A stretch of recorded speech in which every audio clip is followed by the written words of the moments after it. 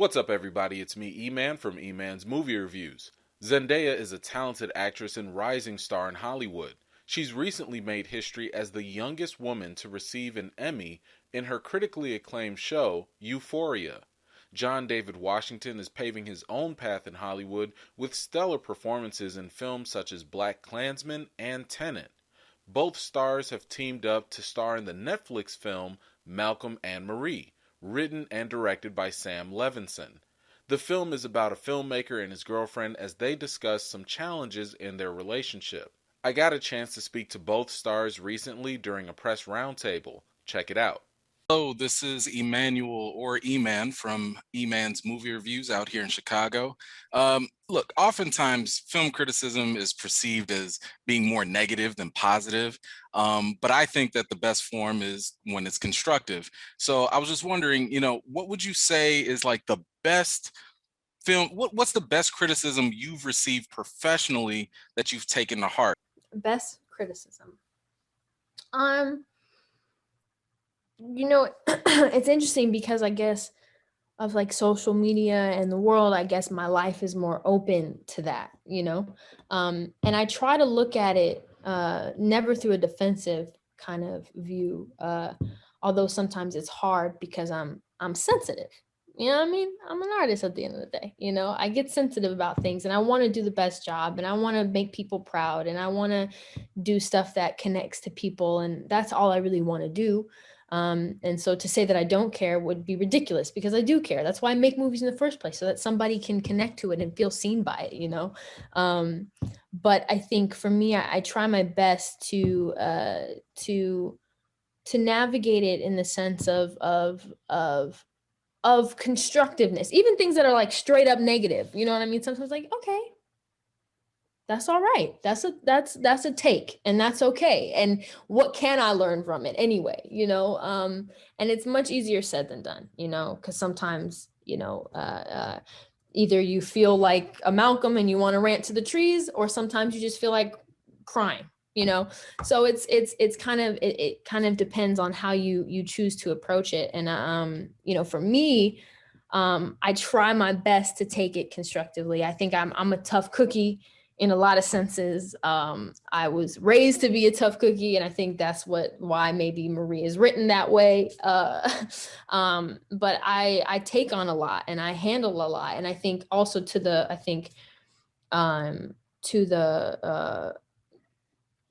think us as Black women, we're kind of taught to be strong, and that's just our default. And that's what we're supposed to be. We're supposed to take it, and we're supposed to just suppress those feelings and not really be vulnerable because that's a sign of weakness, right? And so for me, I've actually had to like turn that around and unpack that and be more emotional and allow myself to feel things in order to be a better artist, and allow myself to like, that hurt my feelings. Like that actually, that was hard for me. That stung a little bit, and then how do I then take that and make that constructive instead of being like, nah, I don't feel anything, nothing phases me, right? Because then how am I growing from that? So I'm learning about that. I'm figuring that out. I think one of my favorite critiques actually comes from Sam Levinson, and actually is what I named my, because I told him I would do it on set. This is what I ended up naming my production company. But this is my favorite note from Sam. He'll come to me. Usually now we don't even have to say anything. We just like, he has language and I'll be like, I know what you mean. I know. Let me do it again. And we can kind of have like a shorthand. But he came up to me after like one take. It was actually in Malcolm and Marie, and then he did it again in one of our episodes. He goes, Z, why are you acting? And I was like, damn, was it that obvious? So it was like, it stung a little bit, but I was like, you know what, word, okay, that, because I was in my head and I wasn't being present in the moment, and I wasn't just letting it go. And he was like, yo, why are you acting? You don't need to act, just do what you do. And I was like, you are absolutely right, Sam.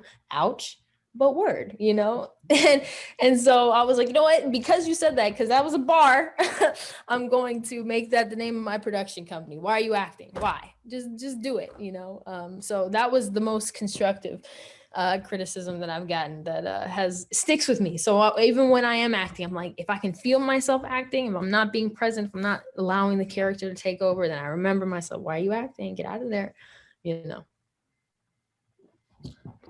Yeah, my relationship to criticism is interesting. It's because I was in a whole other industry. I'm used to like being coached hard, and I'm used to like after a game, you sit in the film room and you like get broken down. Like they're actually their job is to break you down, you know, and everything you did wrong, even if you had like a career game, there's stuff that you did wrong. And I think the residue of that, the shell shock of that, has still not worn off.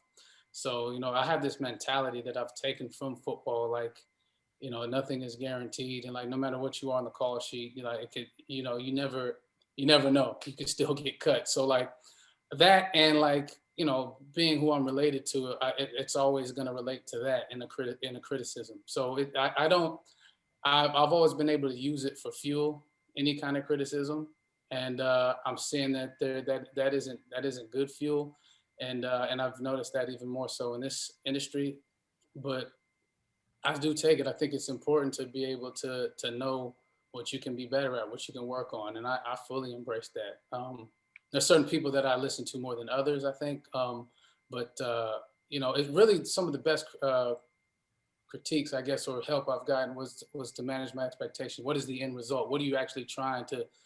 What do you want people to get? Something with people asking, what do you hope people get from your performance? So I shouldn't. I don't like. I don't have an answer for that anymore. I had to critique that. I had to tailor that answer. You know, because it's about my approach and what I'm going to do before that. It's all about taking those steps. Don't rush the process. So that has really helped me with my performances and with everything I'm doing, even in my life. So I'd say that. Thank you all so much. Of course, thank you. If you'd like to see the rest of this interview, you can do so by visiting the YouTube channel of the African American Film Critic Association. I'll post the link in the description, and I'll also post a link to my review if you're interested in reading that as well. Thank you so much for taking the time to join me today. I've got more videos and reviews to do for you all, and until next time, I'll see you all later.